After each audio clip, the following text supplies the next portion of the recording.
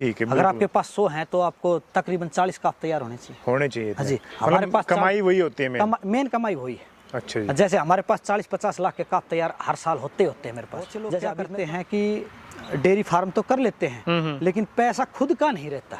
अच्छा जी। जी, जितना आपकी पॉकेट कहा करे भाई, आपकी पॉकेट जितना कहा करती है, आपकी पॉकेट जितना काम करती है, वही आप जो है ना बस जानवर लेके आओ। 2 का अगर आपकी पॉकेट में दम है तो 2 खरीदो, 4 का है तो 4 खरीदो। ये नहीं कि आप किसी से 10 लाख बैंक से उठाए और वो आपने 20 गाय बांध ली, उसका कोई बेनिफिट नहीं।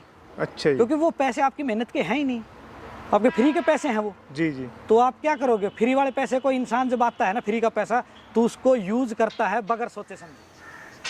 तो कालू भाई, एक लंबे समय के बाद आपके डेयरी फार्म पे हम आए हैं दोबारा, तो काफ़ी अच्छा लगा आके कि आपने सारा चेंजमेंट कर दिया। यहाँ पे पिछली बार जब आए थे, पिछले साल आए थे, तो सारा खुला था, खुले एनिमल्स थे। अभी आपने नया शेड बनाया है, तो थोड़ा सा अपने बारे में, नए व्यूअर्स जो देख रहे हैं उनके बारे में इंट्रोडक्शन दें और अपने एनिमल्स के बारे में बताएं। जी, पहले तो सबसे पहले नमस्कार भाई साहब। नमस्कार। और आपका स्वागत है हमारे फार्म पे यहाँ पहुँचने पे। जी धन्यवाद। जी, बताओ। तो अपना पता बता दें, कहाँ पे अपना गांव ये डेयरी लोकेटेड है? मेरी लोकेशन डिस्ट्रिक्ट महेंद्रगढ़, गांव घोड़ा और हरियाणा। जी, ठीक है। अच्छा, आपके पास पिछली बार मैं आया था तो 200 प्लस एनिमल्स थे।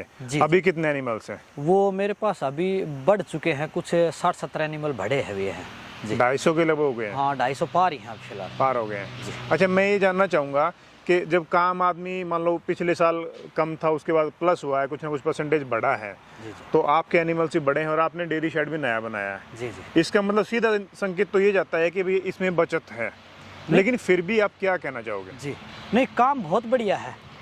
अगर जो लोग ईमानदारी से काम करेंगे और साथ में अपनी प्लस मेहनत से और लगन से, अगर दिल की लगन से कोई इंसान काम करना चाहेगा तो बेस्ट काम है ये। अच्छा जी। जी, और जो इंसान अगर लगन से काम नहीं करेगा उसके लिए कोई भी काम अच्छा नहीं है। अच्छा, लगन और मेहनत की जरूरत है। जी, इसमें लगन और मेहनत की, और साथ में ईमानदारी आप रखो, बस ईमानदारी रखो। जी, ठीक है। तो आपके एनिमल्स काफ़ी अच्छे, हेल्थ में काफ़ी अच्छे हैं, मतलब एक हाइट, बॉडी लेंथ है ना, बॉडी वेट वगैरह काफ़ी ज़बरदस्त है, अडर क्वालिटी बहुत बेस्ट है। जी जी। कैसे रहता है, मतलब ये सब मेंटेन कैसे रहता है? ये देखो, ऐसा है, जब हमारा एनिमल जब ब्याता है जी, और वो जब काविंग के समय रहता है, तो जब बच्चा पैदा होता है उसका, सबसे पहले हम जो है ना उसकी बच्चे की जो जैसे ही जन्म लेता है बच्चा जी, वहीं से उसका जो है वो जीवन काल जो उसका पूरा रहता है, वो पहली स्टेप वही सबसे बेस्ट रहती है। तो हमको स्टेप वाइज चलना पड़ता है। जी। जैसे हमारा एनिमल कोई भी बच्चा देगा, जी, पहले नंबर आज बच्चा दिया एनिमल ने, जस्ट उसको हम 1 घंटे के अंदर अंदर, जैसे बच्चा बाहर आता है गर्भ से, 1 घंटे के अंदर उसको 4 लीटर खीस भी बोल देते हैं हमारे इधर में, किल्ली भी कहें, खीस भी कहें, बोड़ा भी कहें, चुन्नूपाल भी कहें, अलग अलग क्षेत्र की अलग अलग भाषा है। ठीक है। हाँ जी, तो उसको 4 लीटर तक आप दे सकते हो। अच्छा, ठीक है।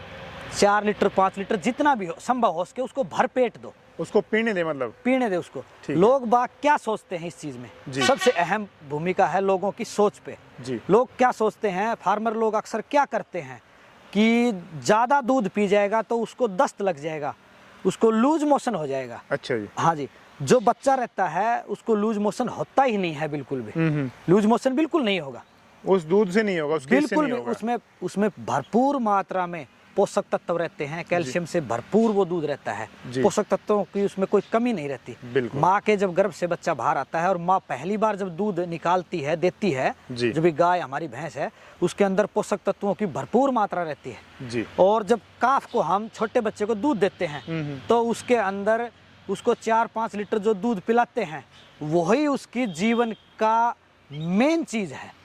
अच्छा। अक्सर लोग, हाँ, फार्मर लोग क्या करते हैं, काफ को आधा लीटर या 1 लीटर तक ही दूध पिलाते हैं। अच्छा। और वो सफिशिएंट नहीं है। अच्छा जी, उसके जीवन के लिए। ठीक है। आपको अगर अच्छी हाइट, अच्छी ऊंचाई की, शरीर ज्यादा हो, लंबी हो, तगड़ी हो, अगर गाय भैंस आपने बनानी है तो आपने शुरुआती उसका पहला स्टेप यही है कि आप उसको दूध 4 से 5-6 लीटर तक भी पिला सकते हैं। ठीक है। आप उसको भरपेट पिलाओ, जितना पीना चाहे, जितना पीना चाहिए उतना पीने जितना पिलाओ। और बाकी को आप जिसको हम पहले दूध को, जो माँ का पहला दूध होता है, खीस बोल देते हैं इधर में, उसको किल्ली भी बोलते हैं, खीस भी बोलते हैं, बहुत से नाम हैं।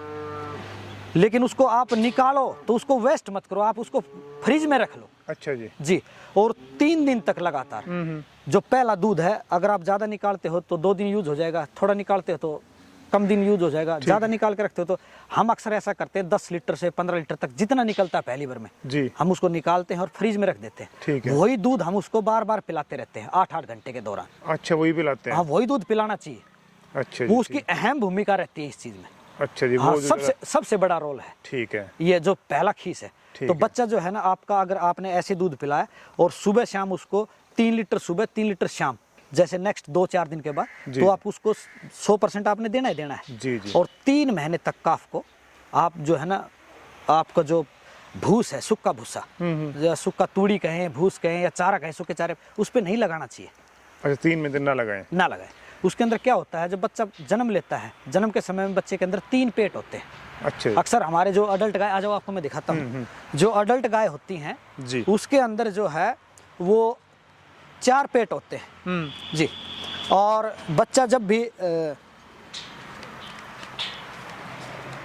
बच्चा जन्म लेता है जी। उस समय उसके 90 दिन तक 3 ही पेट रहते हैं बच्चे के। अच्छा जी। हाँ जी, 3 पेट रहते हैं। और ये देखो, जैसे ये हमने जो हमारी है इसकी 18 महीने एज है।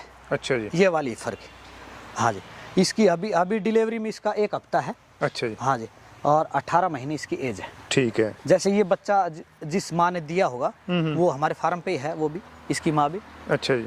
तो इसको जैसे हमने भर पेट खीस पिलाया और 3-3 लीटर सुबह शाम पिलाया, तो हम 1.5 महीने तक 45 दिन तक इनको दूध पिलाते हैं। अच्छा जी। जी। और 3 महीने तक हम सूखा भूस नहीं देते, अच्छा जी। क्योंकि जो सूखा जो चारा जाता है वो हमारे चौथे पेट में जाता है। अच्छा, चौथे पेट में जाता है। चौथा पेट। अडल्ट में 4 पेट होते हैं और बच्चे में 3 होते हैं। बच्चे में 3 होते हैं। अच्छा जी। चौथा जो चौथा पार्ट है, जिसको चौथा पार्ट कहते हैं रुमन का, हाँ। जो पेट का जो चौथा पार्ट है वो 90 दिन के बाद पैदा होता है, अपने आप बनता है, प्रकृति की देन है। हाँ, प्रकृति, ठीक है हाँ, जी। वो 90 दिन के बाद बनता है। उसके चारे वाला जो डिपार्टमेंट है ना, वो 90 दिन के बाद ही ग्रोथ करता है। अच्छा, बाद में ग्रोथ करता है। जी, ठीक है। तो सबसे अहम भूमिका यही है कि फार्मर लोग ये जाने, फार्म फैल यहीं से होते हैं, क्योंकि लोगों के काफ तैयार नहीं होते। काफ तैयार नहीं हो पाता। हाँ जी, काफ तैयार। डेयरी फार्मिंग फैल होने का सबसे बड़ा रीजन कि आप जो है ना उसको काफ तैयार नहीं करते लोग। अच्छा हाँ जी। तो आप उसको जो है ना काफ तैयार करें आपने, अच्छा। तो आपकी डेयरी फार्मिंग भी सक्सेस है। सक्सेसफुल है जी।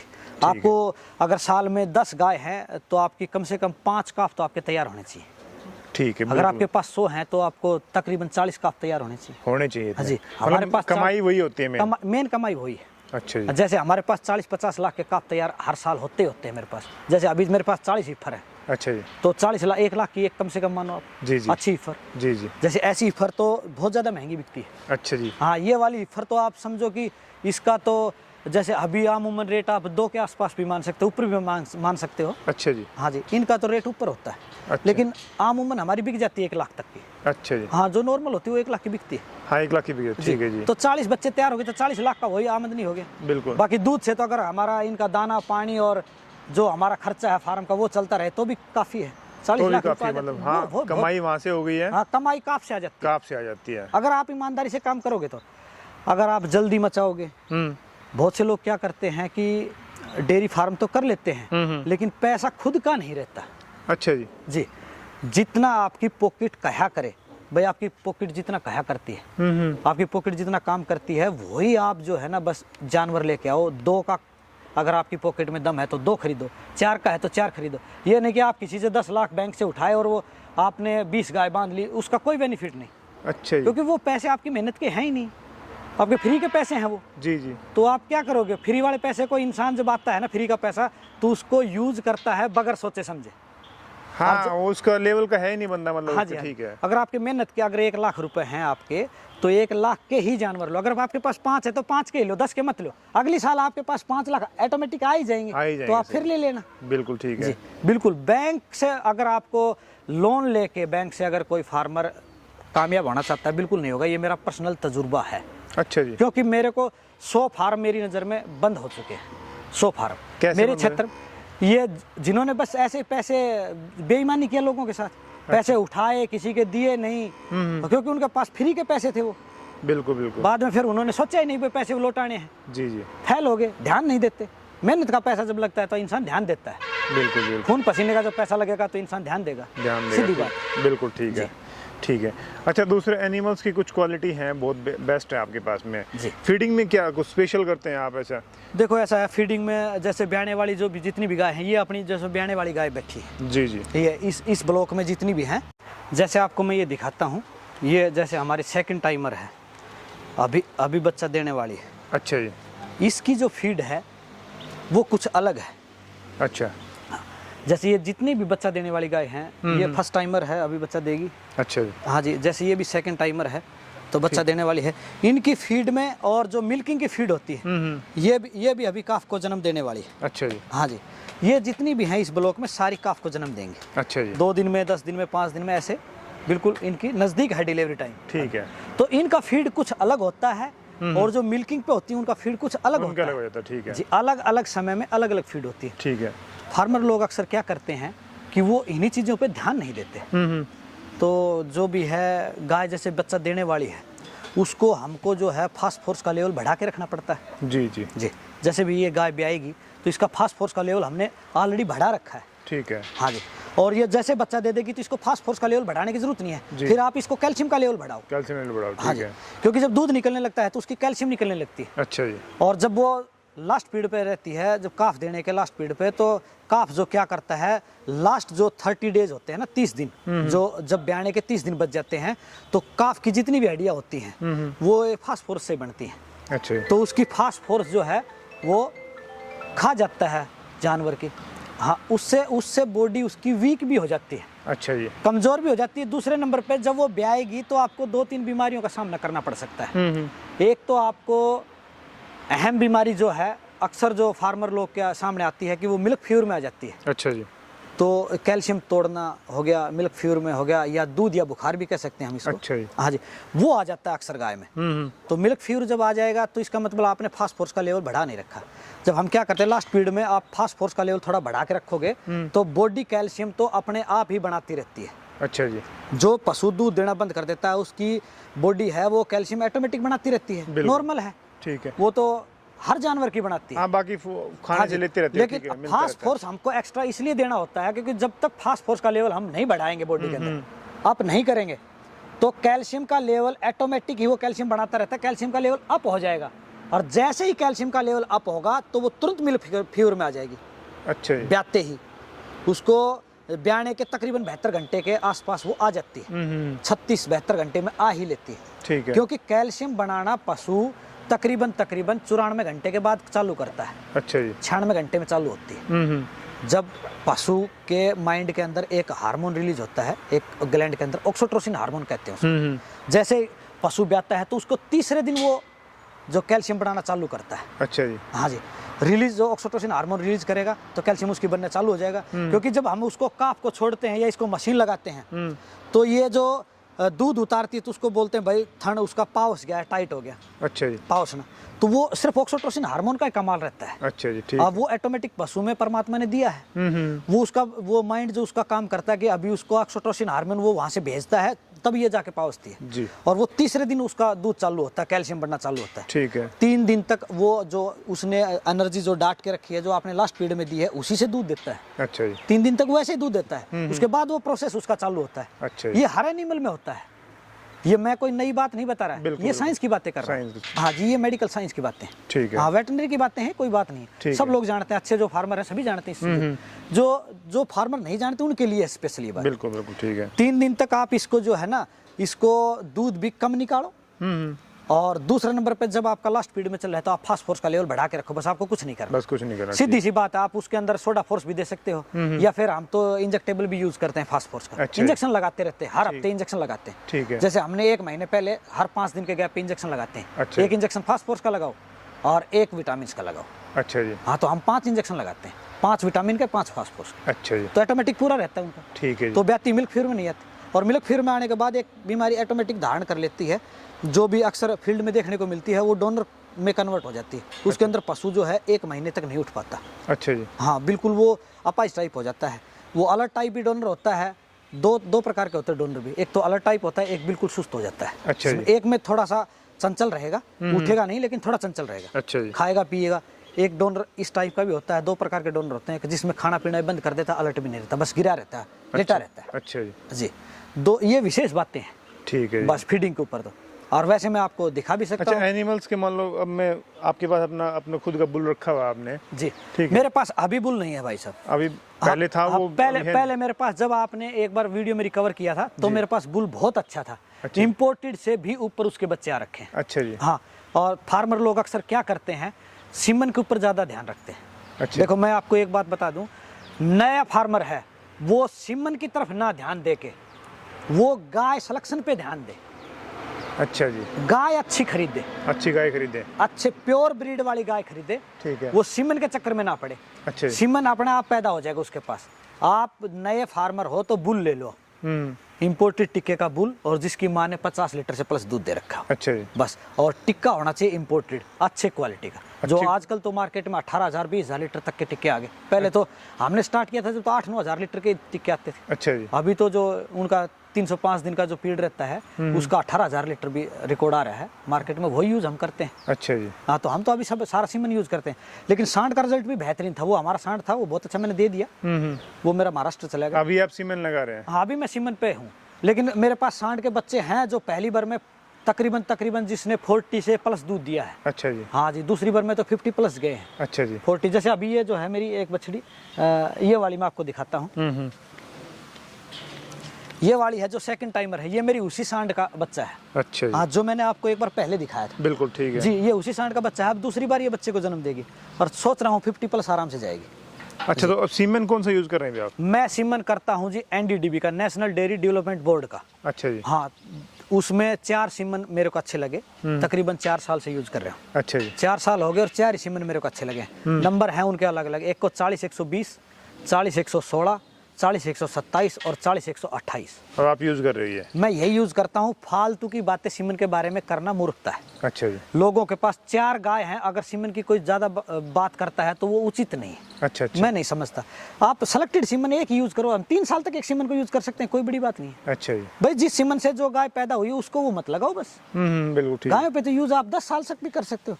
मैं अभी भी 40-120 यूज कर रहा हूँ। अच्छा। 4 साल से। लेकिन स्टॉक मेरी रखा हाथ जो बड़ी गायों पे लगाता हूँ। आप रिजर्व रखते हो अपने पास में? हाँ, रिजर्व मेरे पास तो सिलेंडर है खुद का, खुद यूज करता हूँ। अच्छा जी, ठीक है। जैसे ये वाली बछड़ी है मेरी, ये 40-120 की है। हाँ, ये बछड़ी जो मेरी 40-120 की है। ठीक है। हाँ, इसकी माँ को मैं हमेशा 40, इसकी माँ को अब की बार 28 लगाया है मैंने, लगातार 3 साल 40-120 ही लगाया। अच्छा जी। हाँ, तो इसके 3 काफ आगे, अब की बार 28 लगा रखा है इसकी माँ। अच्छा जी। वही लगाऊंगा। अभी तो मैं तकरीबन 5 साल NDDB का ही लगाऊंगा। अच्छा जी। क्योंकि NDDB के रिजल्ट बहुत अच्छे हैं, सरकारी संस्था है, ईमानदारी भी है। कोई बाहर का बंदा अलग स्टेट का लेना चाहे तो क्या ये इजीली मिल जाता है। अच्छा। इसके सेंटर है अपने देश में, जैसे साबरमती गौशाला है गुजरात में, SAG जिसके बोलते हैं, वहीं से हमारा आता है। अच्छा। वो ऑल ओवर इंडिया सप्लाई है इनकी। अच्छा, वहाँ सप्लाई होती है? ये बिल्कुल, बरेली वाले भी ऑल ओवर इंडिया देते हैं। अपने यहाँ हरियाणा में जैसे सेंटर है रोहतक। अच्छा जी। हाँ, करनाल में भी हैं, एंड ये जो और हिसार में भी हैं 2 सांड, करनाल में भी 2 सांड हैं। अच्छा। और एक रोहतक इनका सेंटर भी है। अच्छा जी। कहीं से भी आप ले सकते हो, कोई बात नहीं। ठीक है। तो ये तो नॉर्मल सीमन है, फिर कॉस्ट भी बिल्कुल सस्ती है।